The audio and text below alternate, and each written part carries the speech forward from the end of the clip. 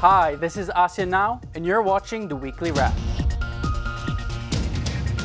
First up in Malaysia, despite hailing from a hot tropical country, a Malaysian ice hockey team harbors the aspiration on making it into the Winter Olympics. The team is currently training for the debut of winter sports at the 29th SEA Games, hosted by Malaysia later this month.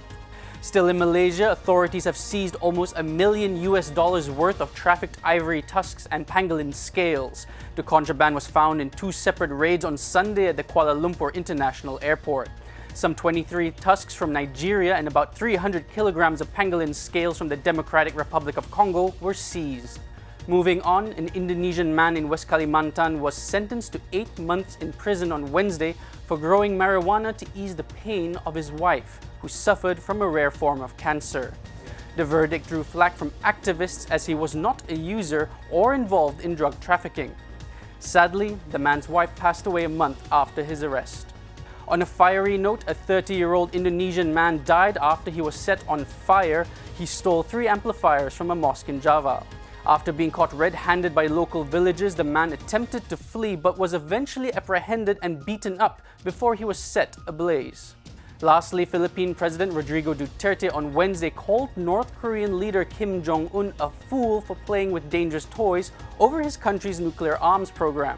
The rebuke came just days before Manila plays host to the ASEAN Regional Forum, where Pyongyang's long-range missile tests are certain to be addressed.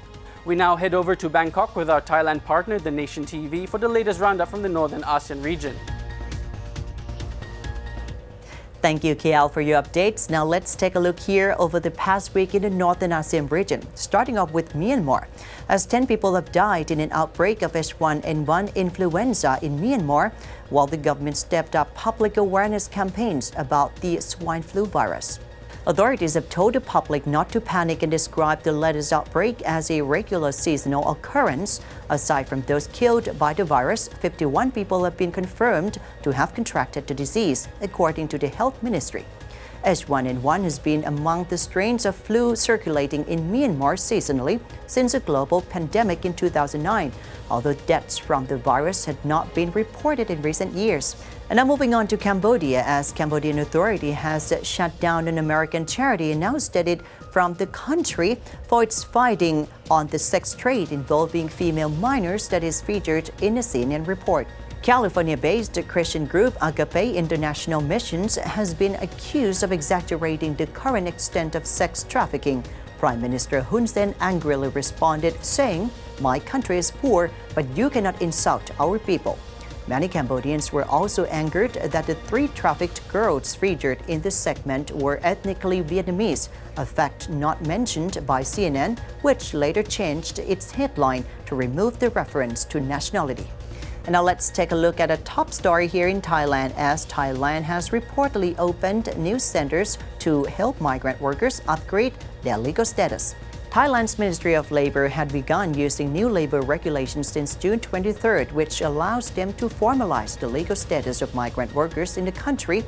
More than 35,000 workers from Laos, 72,000 workers from Cambodia, and almost 146,000 workers from Myanmar had legalized their documents. At least 99 new centers across Thailand were open to process the legality of migrant workers. And still here in Thailand, as 2 political standouts have been unlocked temporarily, awaiting next and final results or even anticipated turmoils if opponents and supporters of both camps refuse to give in. Former Prime Minister Yingluck Shinawatra gave her closing statement on July 31st on the tribunal targeting a controversial rice pawning scheme under her responsibility as the head of the previous government. A final verdict will be read out on August 25th, prompting fear that her red shirt supporters may stage a mass protest if she is found guilty, and will be subject to both an immediate imprisonment and a huge restitution. On August 2nd, 2 former prime ministers and 2 top policemen were found not guilty for their violent crackdown on nationalist yellow shirt protesters whose marathon rallies resulted in a military coup that ousted late Prime Minister Samak Sunthorawet, who was deemed a puppet of Thaksin, who is the brother of Yingluck. core yellow shirt leaders immediately vowed to appeal against the no-guilt verdict against the four men, one of which is ex-premier Somchai Wongsawat, a brother-in-law of Thaksin. And last but not least, Vietnam's Ho Chi Minh City will launch its first mass transportation in the river this month. Ho Chi Minh, also known as Saigon, is expected to launch its first river bus route in August. The construction of a river bus terminal is ongoing, and the first route would travel a distance of more than 10 kilometers. And that's it for this week's episode of ASEAN Wrap from the Northern ASEAN region. This has been Sathapat Paetong, and now back to Kuala Lumpur. Thank you, Bangkok. Thanks for watching. I'm Daniel Abakri, and have a good weekend.